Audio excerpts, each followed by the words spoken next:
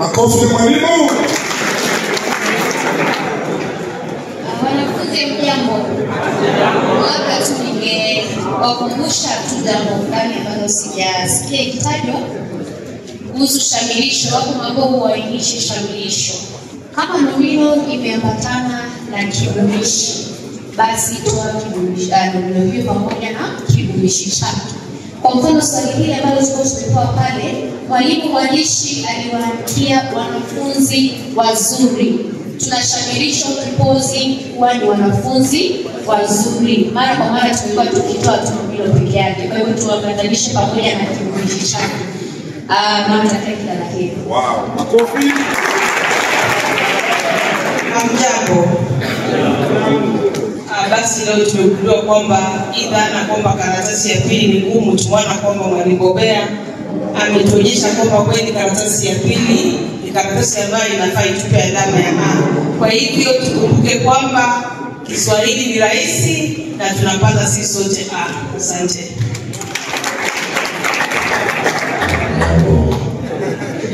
Hamjambo.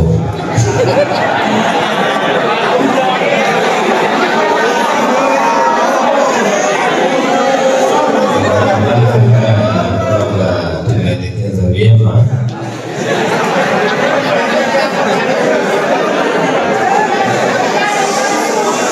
Basi tuna uwezo wa kupata alama ya A na ninafurahia uelekezi mwema.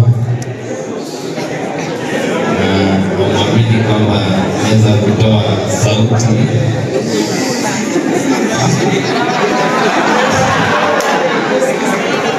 Kwa hivyo naomba tu niatilie mkazo yale ambayo mmeelekezwa ili muweze kupata alama ya A. Na hivi sasa nimekutana na wanafunzi wengine hapo nje wananiambia kwamba wanataka kupata alama ya A. Nina furaha sana kama mwalimu. Pili, ningependa kuwapongeza katika mtihani ambao umetoka kufanya hivi majuzi. Ni maana wanafunzi wengi wanazaa alama ya A na ni kawaida tu kupata alama ya A. Tumezoea.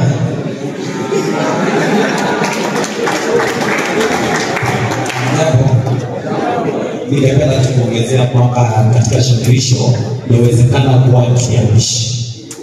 Kwa mfano, mama alipikia chakula kwa sufuria. Andika, mama alimpikia chakula kwa sufuria. Shamirisho kitoka pale ni?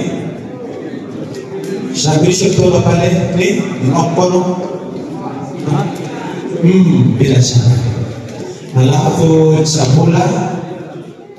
chakula kipozi. Alafu kwa sufuria kwa hizo lakini sufuria ala sasa cheki sufuria sio, lakini sufuria ni ala. Hivyo wanafunzi washauri tu kwamba maswali ya kiwango cha utendaji application, they are not direct questions. Unless you go to the level of application, you will miss. So think beyond the obvious. They are not direct questions. Plan what you plan. Na nishukuru Bwana umebobea kweli. Asante vile vile kwa kufanya wasilisho kwa namna ya kuchekesha, uimbaji, utadumu zaidi katika mawazo yetu. Mwisho, like tutalifunzwa jinsi hii. Tungekuwa lakini na bahati kwamba umepata nafasi hii, hivyo onyesha kwa kupita. Kuna wanafunzi wanaongea, onyesha kwa kupita. Baada ya kikao hiki, mjiamini zaidi na bila shaka utapita. Jambo, nawatakia kila la heri kwa mtihani inayokuja. Jambo, kila la heri. Jambo langu ni moja tu, ya kwamba you have a content. Learn how to present the answers. Makosa madogo anza sentensi kwa herufi kubwa, maliza kwa kitone, usichanganye herufi kubwa na herufi ndogo, usianze jibu kwa kistari. Yale ndio makosa yanatuangusha. Lakini hekima tunayo, tunajua majibu sahihi, tujifunze jinsi ya kuwasilisha hayo majibu. Kisha nimegundua kwamba tuna tatizo la vishazi. Twende tufanye marudio vizuri ya vishazi. Otherwise, nawatakia kila la heri mnapojitayarisha kwa mtihani na hata mtakapofanya huo mtihani. Makofi. Mwalimu maoni au kuongeza katika sehemu ya sarufi. Jambo wanafunzi. Jambo. Mengi yanaweza kusema, tuweze kuangazia yale ambayo tunaweza kuambiwa.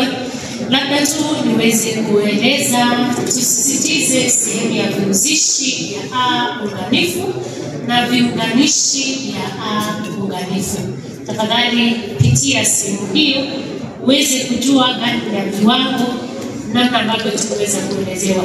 Hata hivyo, nawapenda na watakia kila la heri. Makofi mazuri wale watu. Asante mwalimu akisema kwamba anakupenda, unajua anakupenda kweli, sio?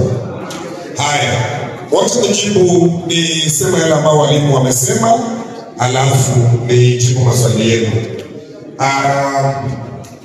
Hapa nafikiri kwa sababu baada ya kuimba wimbo nilisahau kuongelea. Mwalimu amesisitiza. Tunasema mwalimu mwandishi aliwaandikia. Tukasema aliwaandikia ni kitenzi. Kipozi. Ni nini kilitendwa? Wewe ulipotea. Ni nini kilitendwa? Maswali ya Kiswahili, si maswali pekee. Kwa hivyo ni nomino pamoja na maneno yanayofafanua.